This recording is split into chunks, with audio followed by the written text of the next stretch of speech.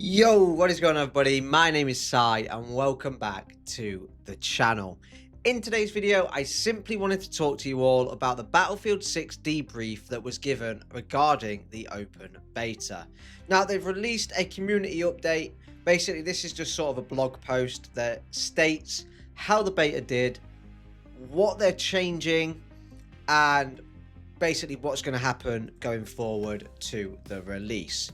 So starting off with weapons, they've basically just said that they are making a lot of consistent changes across the board for all the guns, because they are also investigating the time to kill and the time to death, and this goes back to the gun consistency in the fact that you would sometimes feel like you was dying super fast and sometimes feel like you was dying super slow in situations where it shouldn't be happening. For instance, SMGs was a big issue. You could just use them at any range and instantly melt people, whereas really an SMG should be sort of that medium to short range depending on how you build it. So I definitely feel like this is a very good change that is going forward into the full game, and that they are having a complete overhaul or a relook at least at the time to kill and time to death for each gun.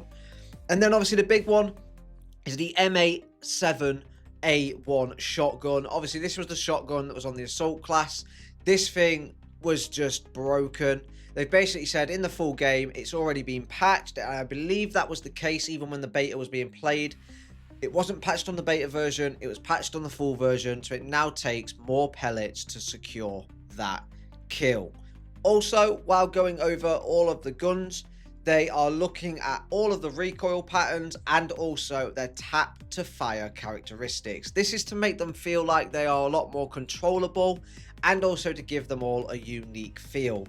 A bit like back in the olden Battlefields like 3 and 4, you could tap fire things and basically they would stay dead straight. This is because when you're holding them down, the recoil is a lot more, obviously. When you tap fire, you're sort of readjusting each time. So I feel like this is a positive change. I think some people, especially coming from COD, are going to have to get used to that. However, in terms of a Battlefield game and unique feel for guns, I feel like that is a massive positive step forward. So moving on to the movement speed, they have basically said that their movement was too fast, basically. A lot of people complained about it being too fast and feeling a bit too fluid, if that's possible. Not fluid, but just fast in general, a bit too sort of movement king style. So what they've done is they are looking at a more balanced and traditional style. They've lowered some of the horizontal speed that is carried forward out of a slide, and they have also decreased the jump. So if you basically do consecutive jumps, your basically character model is going to run out of energy and you're going to be doing less and less higher jumps each time, which means that in turn you can't actually use it in a combat situation over and over and over. And also they've made it so that firing while jumping or sliding will result in increased accuracy. They've done this so that, as I say, you can't use them over and over and too much in gunfights. They would rather sort of gunplay, gun skill and positioning be the main focus of this game and not sort of movement. Obviously, if you're very skillful with a movement, you're going to be able to use it, which is what they want. They just want skilled movement or skillful gunplay, which for some people they'll like. Some people they're going to absolutely hate that they've slowed it down. Personally, I don't think the jump was an issue. I kind of used it a time or two to get a few kills, but I wasn't consistently using it because I didn't think it was actually that effective. However, it is now going to be less effective, so we'll have to see how that feels. Whether it's going to feel too slow and they resort back to what it was, we will have to wait and see for the full game. In terms of movement as well, the parachute physics have been retuned with reduced initial acceleration when opening the parachute. This is because, I don't know if you felt it, when you opened the parachute on Battlefield, you just shot forward like a dart and it lifted you up slightly as well. So I'm hoping they've sorted that out, because it gave you no control and it felt way too fast when parachuting. I'm all for a fast parachute because the parachute in Battlefield 2042, well, it was rendered useless. You parachute, you're dead.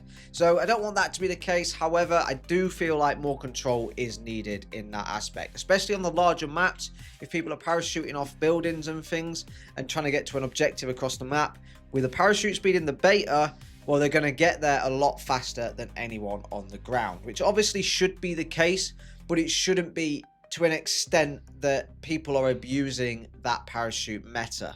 So I think that's, again, another positive change, and one that we will have to wait and see how that plays out on the bigger maps.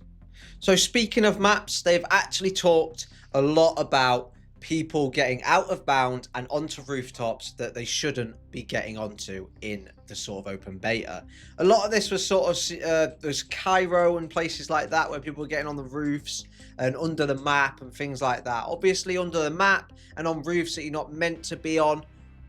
I think that is a good thing that they are making it so that you now can't, because the thing they've got to adjust as well is the fact that they are adding the ladder onto the assault class, which means that you're going to have more access to upper levels, again granting you more of an area where you could potentially get out of the map.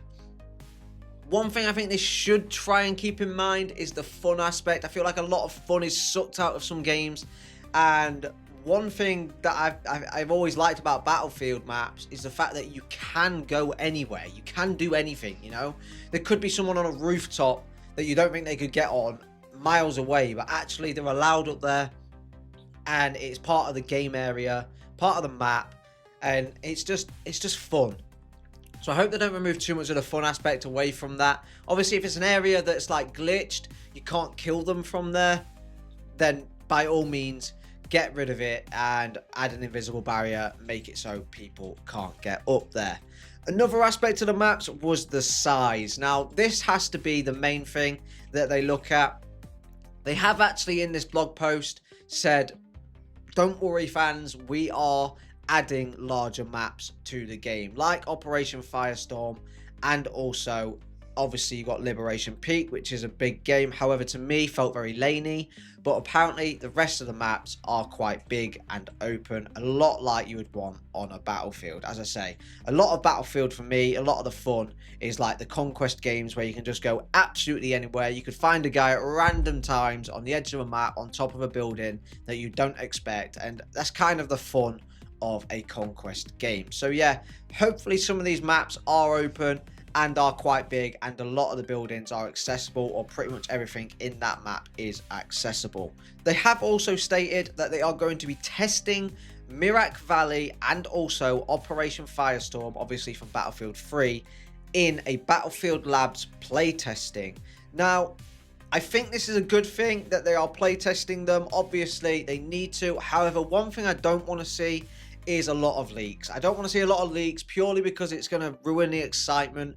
A lot of that excitement building up towards Battlefield 6 now is like, oh, what are the big maps going to look like? What are they going to be? Whereas if people have already seen them beforehand, then it kind of ruins that a little bit. I just feel like for marketing terms, for themselves and for a player base, yeah, they need to keep a lid on some of that if possible. There's obviously going to be some leaks, and we are probably going to see the maps very, very shortly, I should expect. So the next thing on the list is modes. Now, they've talked about the two modes that really are a concern: Rush and Breakthrough. To me, these two modes needed some work. Breakthrough, not so much. However, the only thing that I felt like Breakthrough needed was an increase in tickets, and maybe to look at the player count, which I actually touch on later in this blog, after this in fact. And then the other one, Rush, well, that was just a complete and utter disaster. It didn't play right. They basically saying in this blog post is some bad news. They're basically saying they're going to stick to their guns. They feel like the 12v12, the 16v16 is the way to go. And obviously, if you're an OG of Battlefield, you will know that this is how Rush used to be. However, obviously in the Battlefield sort of 4 era and sort of later on in 3, people had ticketed servers where there was 1,000 tickets and it was like 64 players, 128, and it was just absolutely all out chaos. Now, as much as I really liked that, it did lead to a lot of sort of overwhelmingness and a lot of chaotic gameplay. but then again, it was fun. So, you know, there's two sides of the coin for this rush game mode, and I don't think, no matter what they do, it's going to be the right decision. However, I do feel sticking to their guns when you've had such bad feedback is probably a bad idea, let's be honest. Because they basically said that if you want to play a large-scale rush, you are going to have to go to Portal, and that pushes people away from the official servers and makes people want to make more servers. And sort of the newbies to the game, if you're going to play a rush game, you find yourself in these rush official servers that have absolutely nobody playing them because nobody wants to play what you have produced. So in terms of rush, they've basically said they want it to be a tactical experience, more so than what it has been in previous, obviously, Battlefield titles, with it being an absolute all-out chaotic warfare. They've basically stated that it is sensitive to higher player counts due to its tactical and strategic requirements. When a player tries to arm the MCOM, while more than 20 opponents are defending, the intended gameplay becomes less tangible. As much as I agree with that, I also disagree with that, because you have 20 opponents behind you. You have 20 teammates, behind you attacking at the same time. So, you know, the scale just increases and decreases with how many players. So it doesn't make any difference. You could have 2 people pushing you or 1 and then have a teammate with you. Do you get what I mean? So it doesn't matter whether it's 1v1 or 20v20. It's the same similar thing. It's just that I feel like the more players, the more fun and chaotic, which I feel like is what rush should be, really. It's what we all enjoyed, and it is sort of the rush that evolved over time. So should you really resort back to something that's evolved so far? Well, I'll leave that up to debate in the comments what you thought of rush, but personally I think trying to bring something back to the start and sort of breaking down that evolution of the game mode is just a very bad idea, and we will see if they make any changes to rush. The M compositions definitely need changing. They were way too close together, which meant that the defending was way too easy. Tickets, you need way more tickets. I had something like 75 on rush on Liberation Peak. It's a massive map, loads of players, and it was just, we just died so quick because we couldn't attack one objective and then sort of decide, that's getting overrun, and attack the other one, because by the time we'd decided that, we was down to like 10, 15 tickets. So you didn't have enough tickets to actually try flanking and get across to the other side as a whole team. So yeah, it definitely needs some work if they are sticking to what they are going to stick to, which obviously they have said in here. And yeah, just get some work done to it. So speaking of player counts, they've also talked about this in their blog post. They said that there was some confusion around the number of players in different games, so we wanted to take a moment to clarify our current direction for how they are determined. And they have basically said that rather than locking maps and modes to a fixed player count, they are going to adapt this into player counts based on game and mode. So map and mode, sorry. So if you're on a large scale map, for example, you might have 64. If you're on a smaller map, you might have 48 for breakthrough. And then obviously, I'm going to presume if you're on a large scale map for rush, it'll be 16. If you're on a large scale map, small map for rush, sorry, it'll be 12. So yeah, they're going to adapt it depending on the map size and the game mode. So I feel like that's a good thing, because some game modes and things play better with certain player sizes. And also a good thing that's notes in this, they said they are listening to the community and they will adjust it with player feedback. So one thing I do like from this is that they are listening to people. They are making changes that people wanted, like the shotgun, like the maps, reassuring us that there's bigger maps coming and play testing them before they do come out, because obviously they've got all this information from the small maps, but not from the big maps. So yeah, it'll be very interesting to see what happens with that. And then obviously the playlists, again, they go down and just basically talk about the fact that they are going to keep open and closed weapon modes for the full game. Personally, I didn't even try the closed weapon game mode because I didn't notice much of an issue with the system they were backing. And I feel like if you are going to back a new system, go for it. Put your whole team behind that system and absolutely hammer that forward and go for it. don't try and sort of cater to two different things, because now you're going to split the player base and you're going to have some mess in the future, I think. So yeah, I think that they should just take the closed beta off and the closed weapons off, and just maybe bring it back as like a portal thing. So if we want to play closed, they can play the portal, or make their own servers. So yeah, we will see how that happens, but I think the player base is going to very much split apart for that. Although saying that, it is good that they are accommodating for everyone. So then, to wrap it up, they basically say, reflecting on the open beta and next steps, they say that basically with the information they've gathered on the open beta play sessions, they're going to introduce some game changes and adjustments in the upcoming Battlefield Labs events. Obviously, this is where they've been testing things.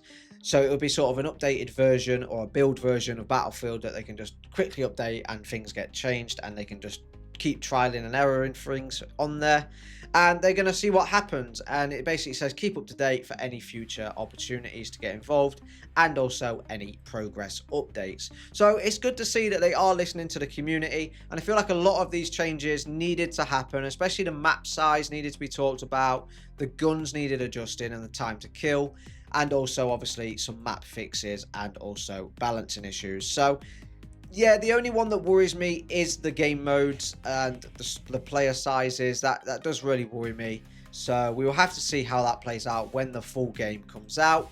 But apart from that, as I say, it's great to see them listening. I really hope they continue to do that through the Battlefield life cycle, not like another game we know, and keep making changes as and when they are needed. So yeah, I hope you've enjoyed this little update, and if you want to check it out for yourself, the link will be in the description so that you can read what they've actually said about everything. But apart from that, like and subscribe if you are new around here, and I really hope you have a fantastic day. See ya!